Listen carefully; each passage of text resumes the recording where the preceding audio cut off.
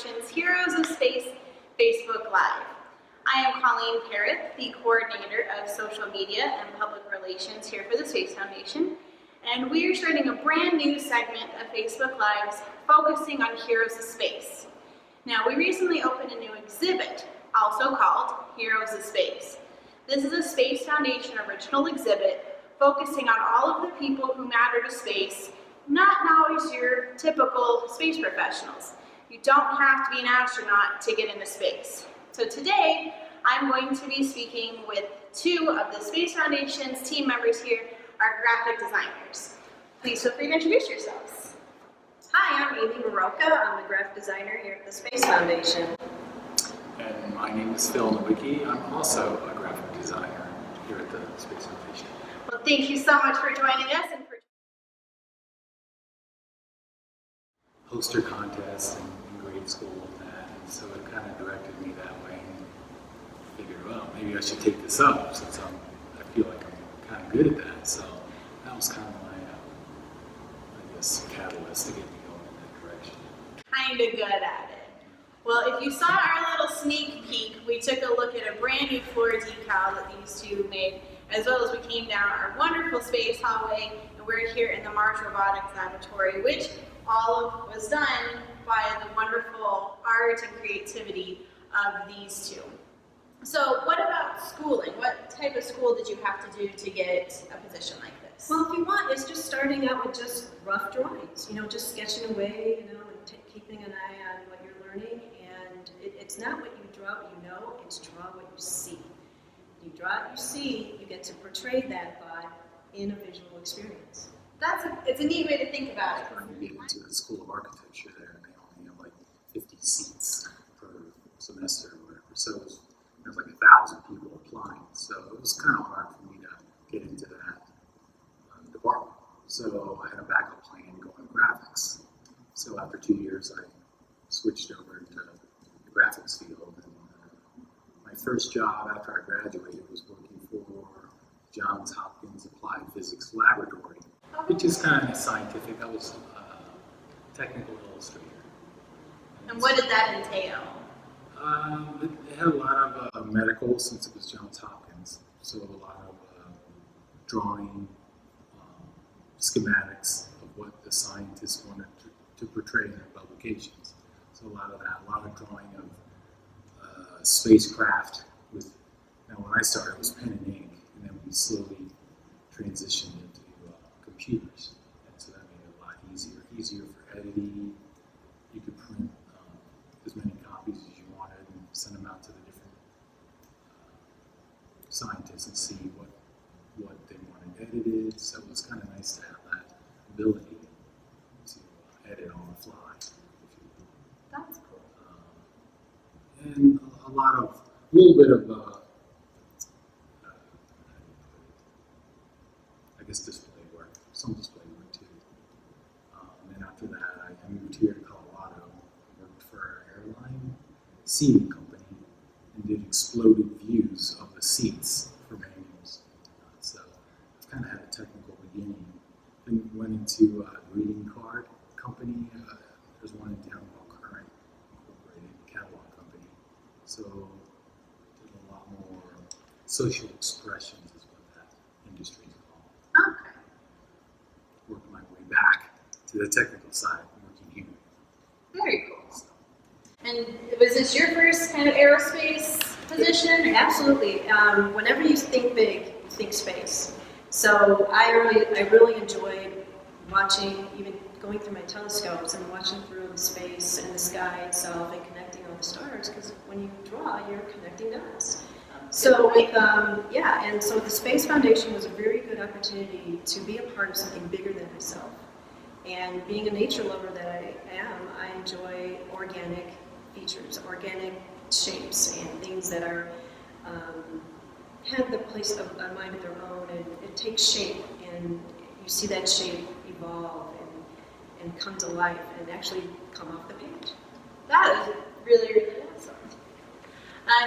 So, what you're doing, and especially, Phil, you mentioned a little that kind of the spaceships, So we do what we do here, obviously, but what about the bigger picture, the bigger aerospace profession? Because really the Space Foundation is growing, but we're about 57, I think, team members right now. So, we don't have room to bring on more graphic designers probably right now. So if someone wanted to work for NASA or, one of the rocket companies, how do these skills translate? Well, one of the things you want to do is become a really good storyteller. And you want to let your story be known with the world. And one of the things that you want to do is make a difference in someone's life or even in the world. So you want to start small and then make your way in. And what you have to do is really tell your story and how you can make a difference on a bigger scale. So you start small and you grow from there. Okay. What about you, Phil? What would you say about doing this for? I guess you look at any industry and you see your talents and you kind of see how your talents can apply in that industry. So, for instance, NASA, I would imagine if you're good at video games, you may want to go into the animation. You probably see in the next couple of days as a Cassini.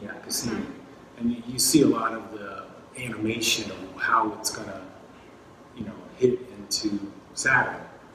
So a lot of that animation you see is from a graphic artist or an animator. Without that, there's no way to get a camera. So you kind of have to be very good with your imagination and with all the details from the scientist to see how you want to fly through and enable the viewer. Rover that's driving around in the different things on our mural in here are things that haven't been created. But I think one of the things that makes your job so important, especially in space, is for Cassini. There's no camera. We forget, I know I have, that there's not a little camera floating out there that's watching Cassini and sending that back. It is people who are doing exactly what you two do, of translating that almost. Right, and conveying a message as well. We're all communicators, mostly visual communication. Communication is probably our most way to communicate instead of the written word. And when you take the written word, which most scientists do, is when they gather all their research and data, you want to convey that data into a visual and get people to understand so that they have a different way of perceiving what is really out there. So as this project is conceived was an idea. We had a space to create, and the idea was, can we build an actual space Mars environment where kids can actually have an experience in doing? So we had the room, and it started off with just 4 walls, or actually 2 walls that were orange. There were 2 orange walls, and they had an idea to create a vision. So you start off with your vision, and then you do your research to see what is the message that you want to convey. We want to be on Mars. We want to know what it's like to be on Mars. So that would be an opportunity in this design to convey a message. And that was one of the things that you want to do is do your research, know who your viewer is, tell the viewer a story, and then the result is a great experience. And I think interpreting the story, especially for kids, I think is huge. Adults too, don't forget. Adults love to read.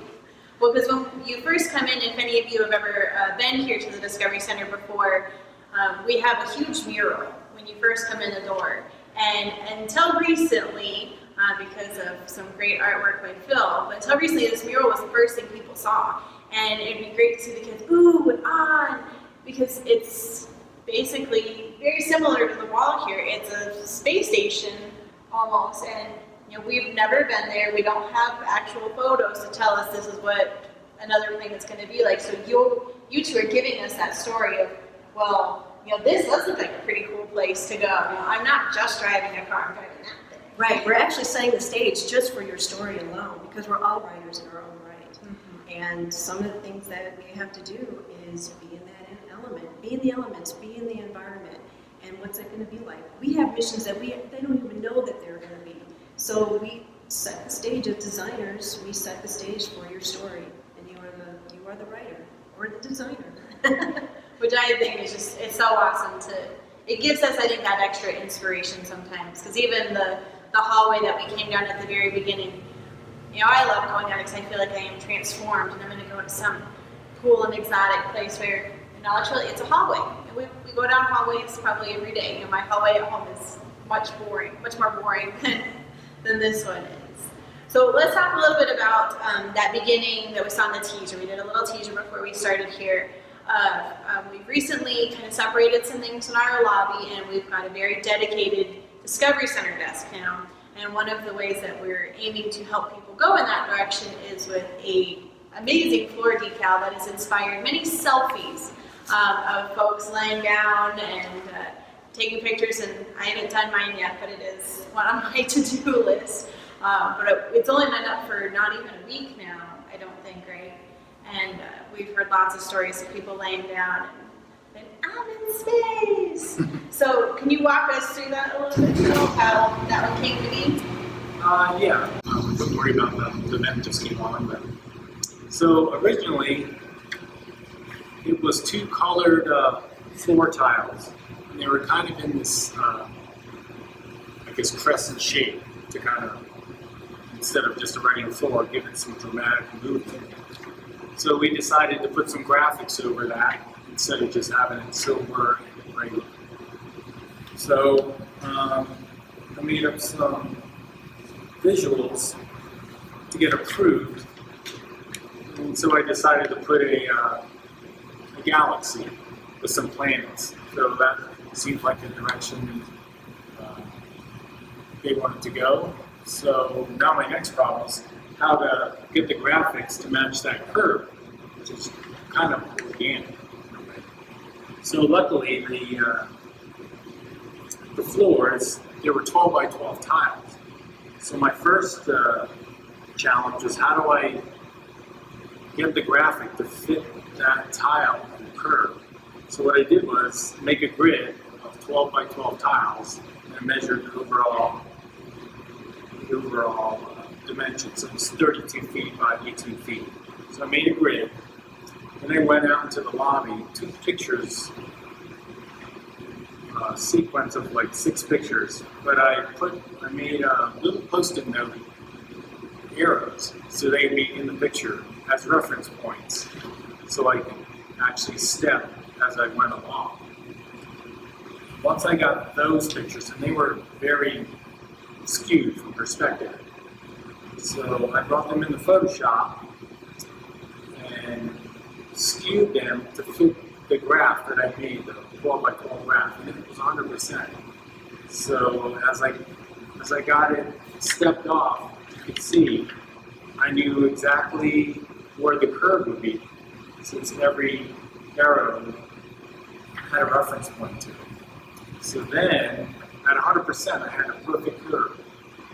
At that point, I could take this grid pattern and lay behind it an actual graphic. And so here's it laying into the grid. These are the extra planets that will go over top. And so that's 100%. So now the printer can print that out in various scripts. And then the final fit perfectly right in that curve. So it's basically just being creative and try to think, how am I going to get that curve at 100% where I could float an image and move it around to where I like it. And then send it off to a printer, have them come back, and me and them work together to install it and make sure it's how we like it. So it worked great.